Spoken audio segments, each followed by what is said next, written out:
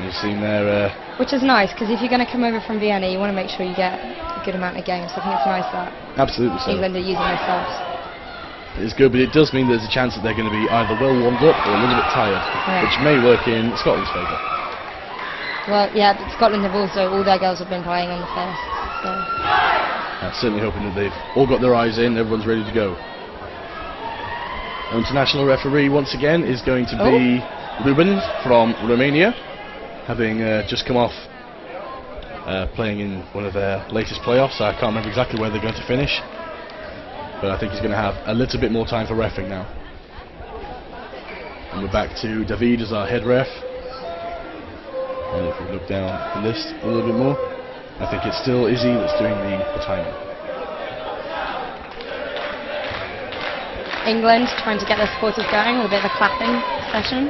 This is the most jubilant I've ever seen them. We were saying before, the England team, I believe the source of their power is their inability to smile. They trade one for the other, but here we see some grins. So something's wrong. Something's terribly wrong. Yeah, something has gone wrong in the England camp. 3 balls from the start. Strong start from very strong Walker? start. That have I made that surname up? Emily Walker. Very well played. That is the one with the giant African land snail for a pet that we discussed the difficulty in losing before. 2 balls to Scotland.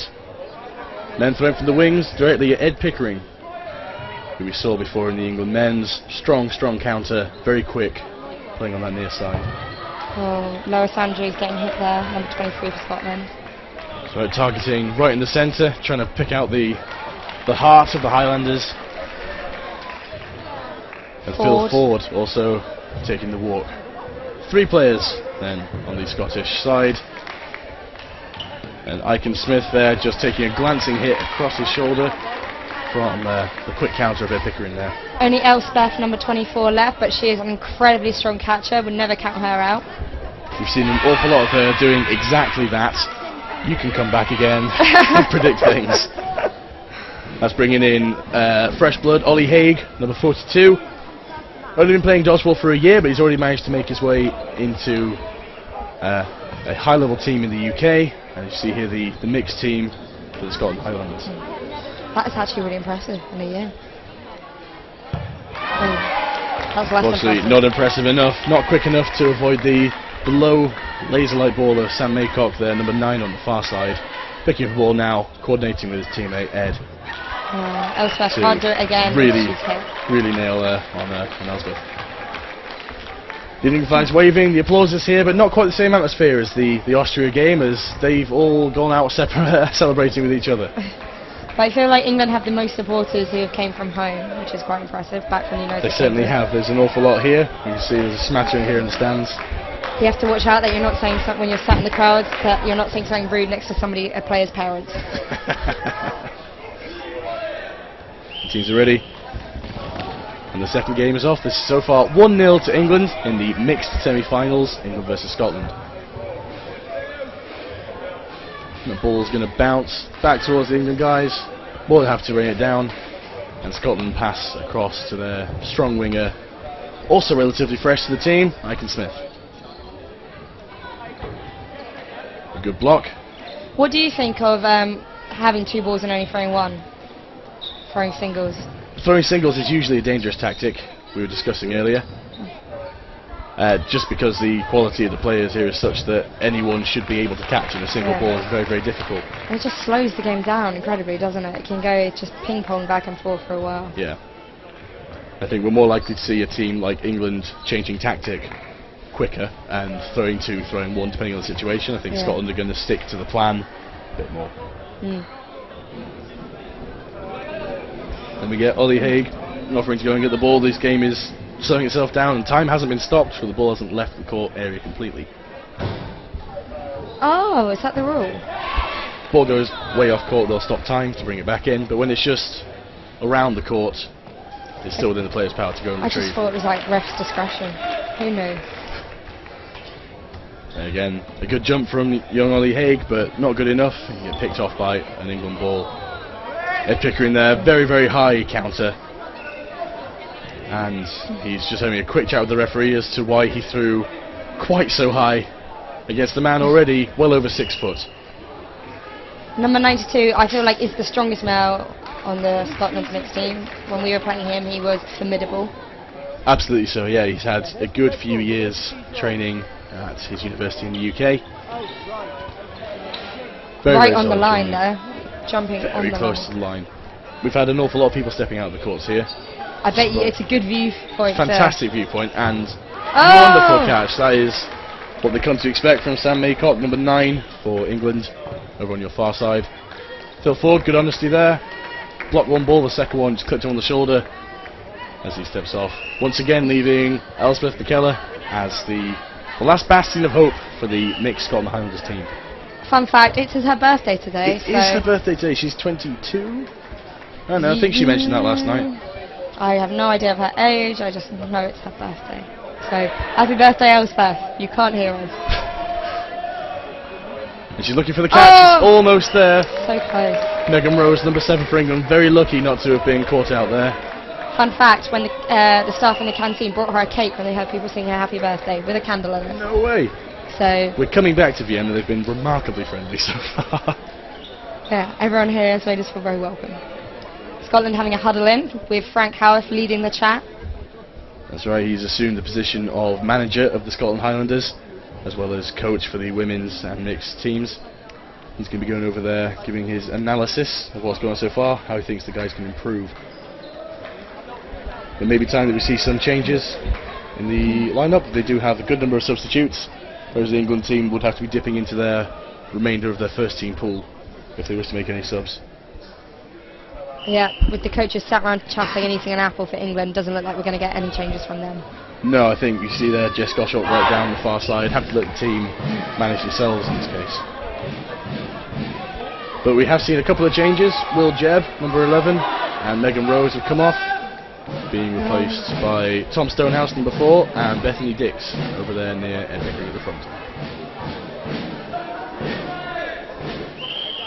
I think it's actually, isn't it Emily Nichols at the front? Oh, you're absolutely right, sorry. We've also got Bethany right down here. We've got Bethany at the back, Emily at the front. England do have an incredible ability to all look the same. Despite having like different characteristics, I swear I can. The really main difference, as we've already had the long discussion on, is the shoes. The ridiculousness. Oh yeah, I'm not even going to get into number 4 shoes. It's a shame. I hope you have some incisive comments. I really feel like I've torn the script. Christy. That's Christy Abbott, and that second ball has just caught her on the toe. Worth it though. Lovely Catching little out. catch. That's bringing Elspeth back in, I think, from the way she's coming back onto court. Coming back onto court is normally a strong indication of She speed. could have been collecting a ball. If you can hear the drumming in the background, that's because I think it's the Austrian mix playing Wales mixed over on court 1. Absolutely right. 0-0 currently by the looks of it. And that is their mixed semi-final. So Catch by Bethany Dix, really strong catch, bringing Stonehouse back in. Can you believe she's only 16? I suppose so. Wow, yeah. Good on her. Yes. Some great young players here. Bethany Dix, only 16, making a second catch another catch. in That's 30 seconds. young Ollie Haig, 42 for Scotland. Being called out there. Ooh. Elspeth just caught the back foot, piked the ball up. A good tactic we discussed already. Unfortunately, she wasn't able to flip herself around and get out there. No, are you sure? So we're coming to the final few moments of the third game here, the mixed English and Scottish semi-final. There's one player left. It's Aiken Smith, and we're going to wait for the balls to be at the back, and we've restarted time. Early free-throw, catches Stonehouse unawares, and I think they're just calling time at the end of that, so not terribly clear as to what's gone on at the end of that game. I didn't see Smith get out, but No. it's difficult when there's one player left to know why the game is ending. Oh, and over on the mixed team, Wales have taken the first game against Austria. Over on the other mixed court, apologies. Not very I think they're going to be gunning particularly hard, especially as both of the Wales teams have faltered at the semi-final stage so far. They're really going to want to get into the final of something here. Yeah, I don't think this will be the results that Wales came here looking for. Oh, and there is a lovely little touch from Townsend, number 32. He's trained alongside Icon Smith, number 92, on the opposite side, back in the UK. 3-ball volley from Scotland. Slight delays. Unfortunately, not quite making any contact there. Straight to Charlotte Lynch. So going for the catch, goes to the dodge. 2 balls. We already know it's quite difficult to get out of the way of when they're as accurate and as quick. This is really from the England team. Not that anyone's told Ollie Haig that. He seems more than happy to take catches quite like this. It's because you said it, that's why it happened. Turning that energy round, keeping the momentum going, and they managed to hit out number 7 in the England team, Hagan Rose. Nice simple catch for Ed Pickering. He's doing that for a very, very long time, that guy. Throw across court gives him plenty of time to track and get the position just right. You can tell when they've been catching for a long time because they don't smile. I can't help it. I'm just like, oh my god, or there's no look of surprise on their face. Big high jump, slightly vulnerable position, but he managed to make himself small enough to keep out of the way of the balls there. As Andy Walker comes back from the back of the court, bringing those balls back in. I'm always amazed by how high everyone could, like some of the players can jump. I swear it's like they have trampolines. Sprung legs.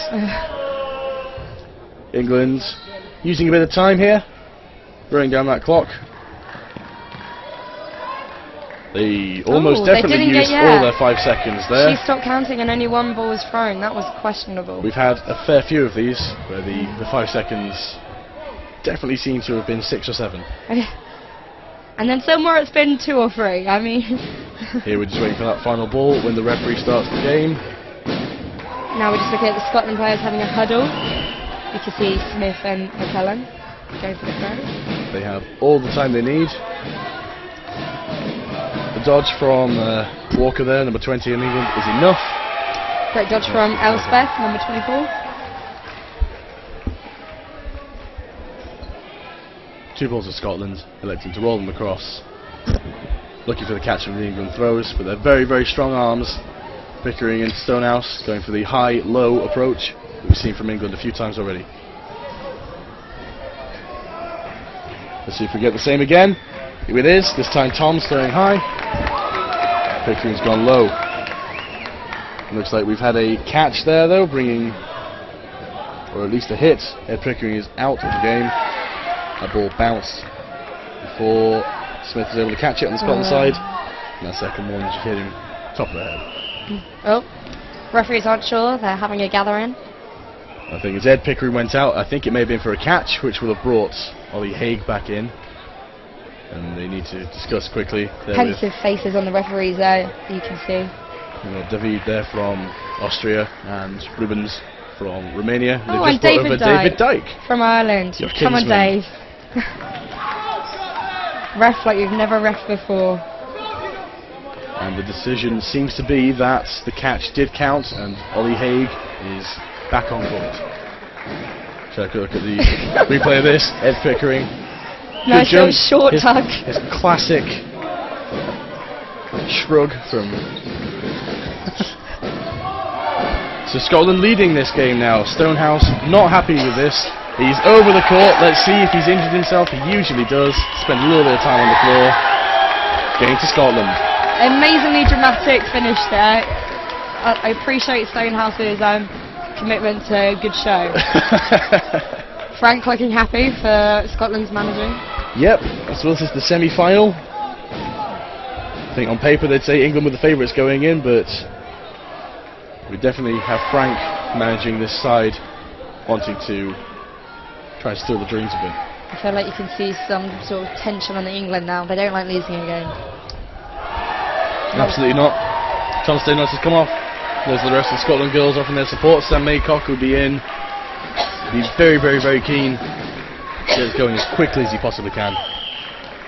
But he's slow off the line, beaten by Sam Townsend from Scotland.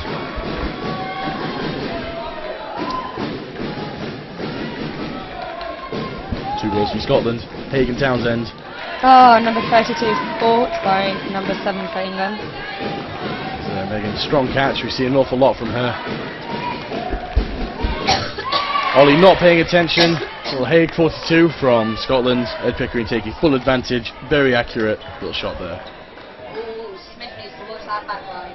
I have not got my microphone down. Hits on Sam Maycock from Smith. Smith himself hit out. We're left with Elspeth McKellen and Charlotte Lynch. Very strong catching players. And they've chosen Elspeth. Makes the catch. Out goes Will Jebb, who likes horses. Best of all the animals. Bringing in Sam Townsend. Who likes? We could just make something up. I don't know. I happen to know Will Jebb does like horses. Best of all the animals. I don't know an awful lot about Sam Townsend. Yeah. Charlotte not able to make the connection on that hit. Sam Townsend there. Getting caught out by a dummy at the top of the court, but releasing his ball anyway.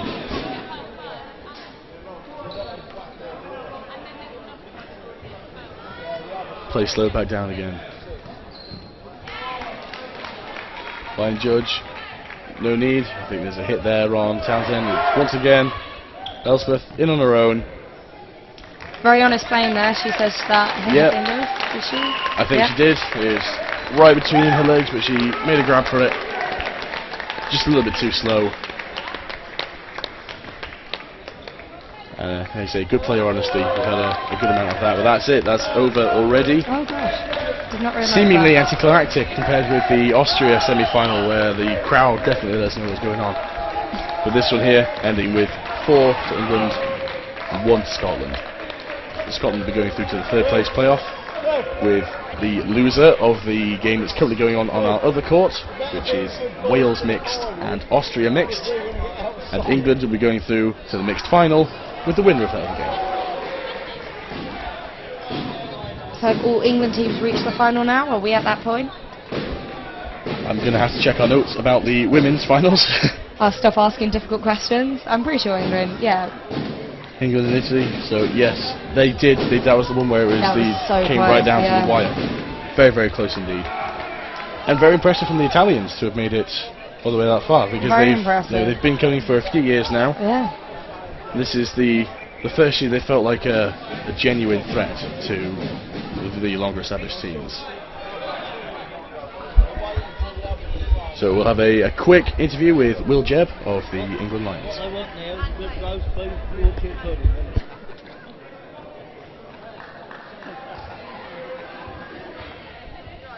Okay, Will, so England's men's, women's and mixed team are in the finals.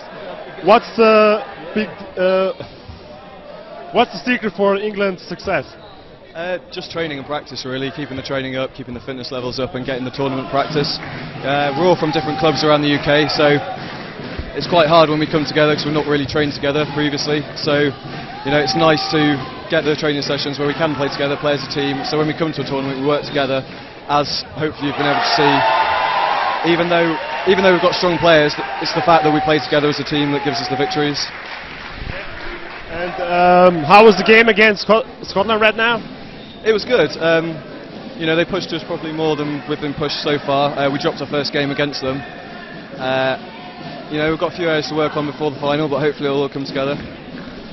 What strategy are you going to adopt for the finals? I'm not sure I can tell you that in front of Austria. It's not so much a change in the strategy, it's just refining the skills, really, making sure all the throws are going to exactly the same point, and that we're not messing up when we should be throwing low, for example, that sort of thing. Okay, Will, thank you for the interview and all the best for the finals.